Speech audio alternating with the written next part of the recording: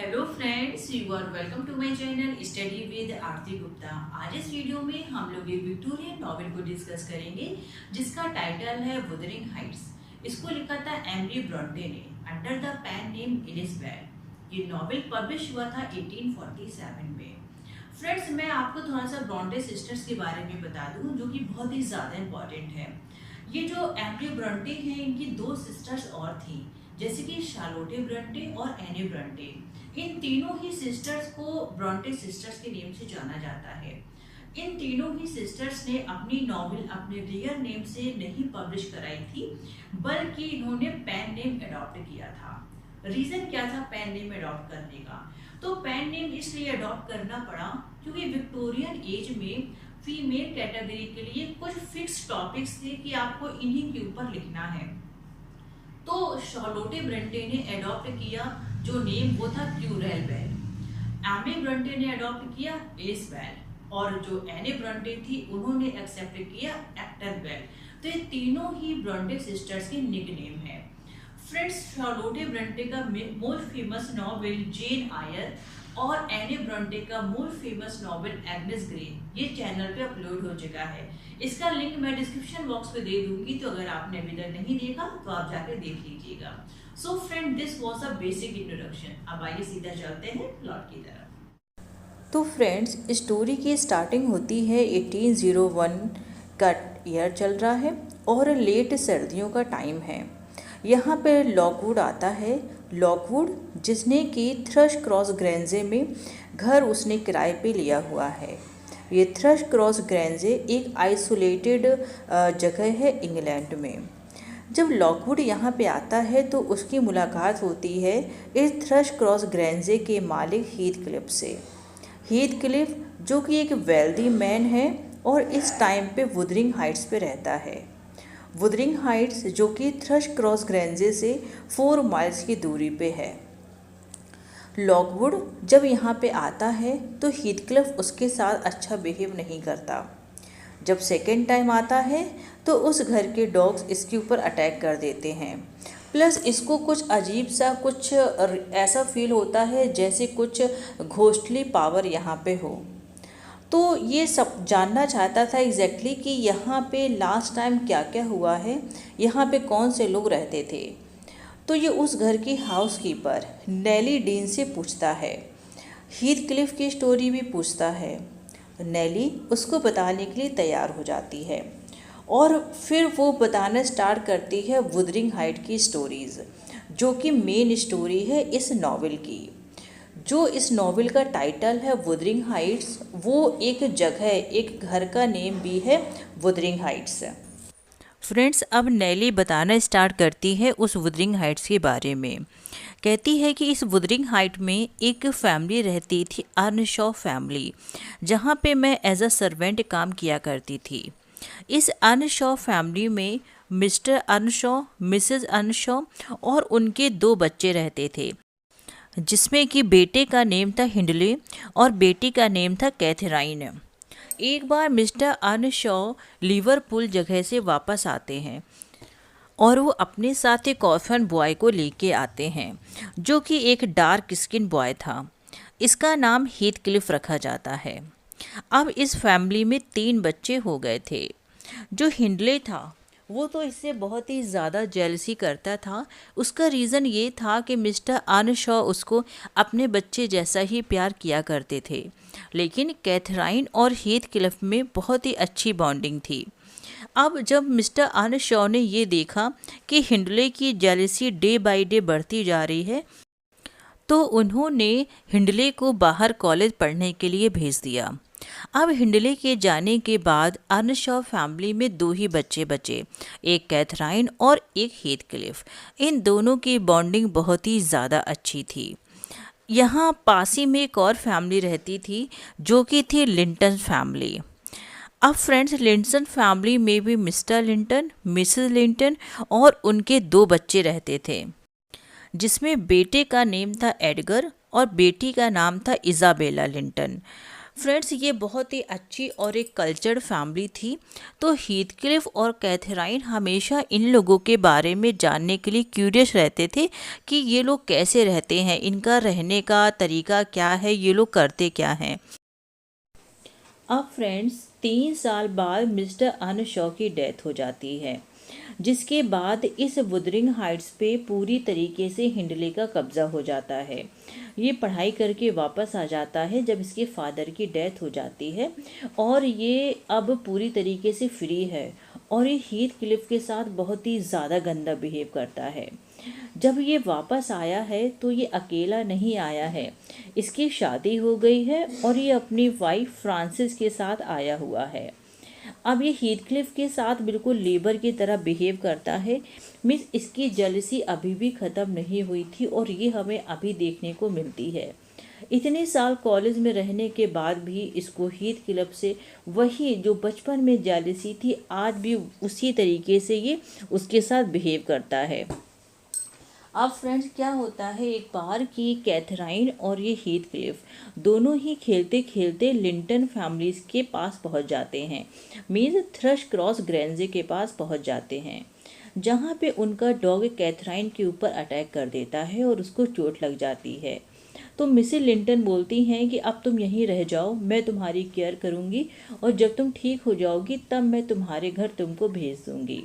और हीथक्लिफ से बोलती हैं कि तुम घर चले जाओ। अब कैथराइन 5 वीक्स तक उस लिंटन फैमिली के साथ रहती है, और जब 5 वीक्स के बाद वापस आती है तो एक बहुत ही मैच्योर्ड और कल्चर लेडी की तरह बिहेव करने लगी है, बिल्कुल वैसी ही बन गई है। उसी ड्यूरेशन एडगर से प्यार हो जाता है।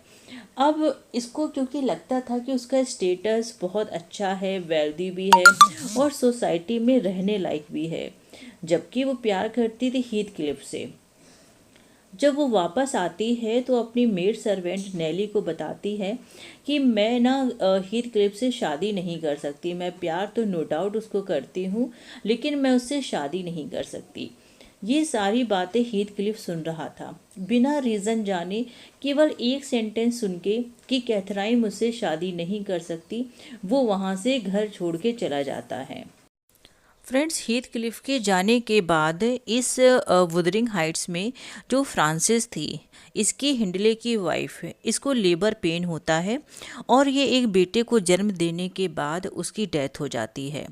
उस बेटे का नेम ये लोग रखते हैं हियरटन।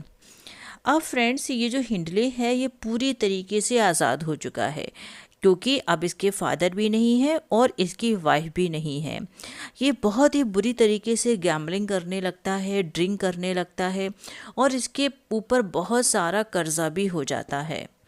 दूसरी तरफ इसकी बहन जो कैथराइन थी, ये थोड़ा सा सोशल चीज़ों को लेके सोच रही थी कि मुझे एडगर लिंटन से शादी कर लेनी चाहिए, और ये उसके साथ एंगेज हो जाती है। नो डाउट कि ये अभी भी हीथक्लिफ को प्यार करती थी।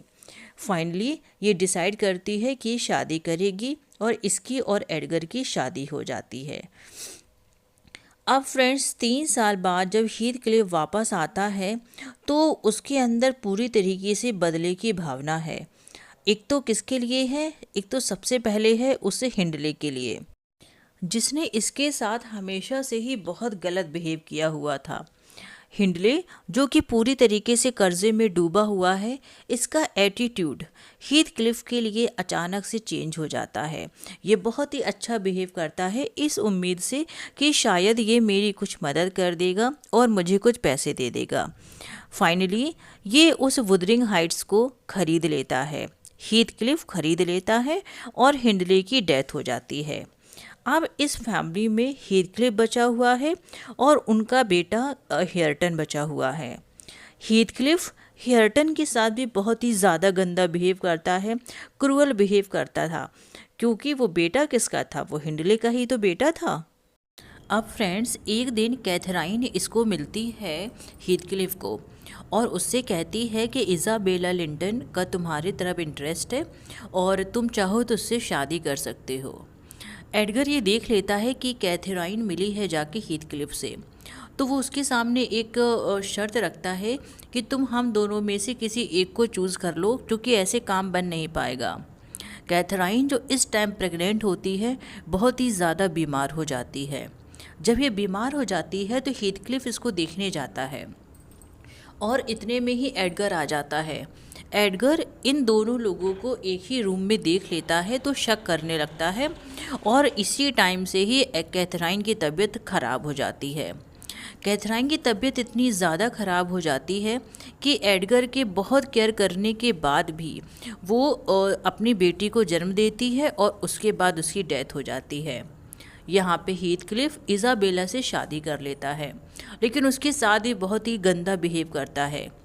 इज़ाबेला बहुत ही ज़्यादा परेशान हो जाती है और वो लंदन भाग जाती है, जहाँ पे वो हीथक्लिफ के बेटे को जन्म देती है, जिसका नेम वो रखती है लिंटन। और हीथक्लिफ उस बच्चे को अपने पास बुला लेता है। यहाँ पे एडगर बोलता है कि मुझे उस बच्चे को दे दो, लेकिन हीथक्लिफ उस बच्चे को नहीं देता। फ्रेंड्स, कैथराइन की डेथ हो जाती है। कैथराइन को उसी जगह पे बरीड किया गया, उसी जगह पे दफनाया जाता है जहाँ पे हीथक्लिफ और कैथराइन बचपन में खेला करते थे। अब उसके बाद ये जो एडगर है, एडगर की भी तबीयत ख़राब रहने लगती है और एडगर की भी डेथ हो जाती है। अब फ्रेंड्स, जो थ्रश क्रॉस ग्रेंजे था वो भी हीथक्लिफ ही खरीद लेता है, उसके अंडर में वो आ जाता है। अब फ्रेंड्स, स्टोरी शिफ्ट होती है 13 सालों के बाद। यूं ही 13 साल निकल जाते हैं। अब हमें सीन देखने को मिलता है कि जो कैथराइन की डॉटर है उसका नेम था कैथी।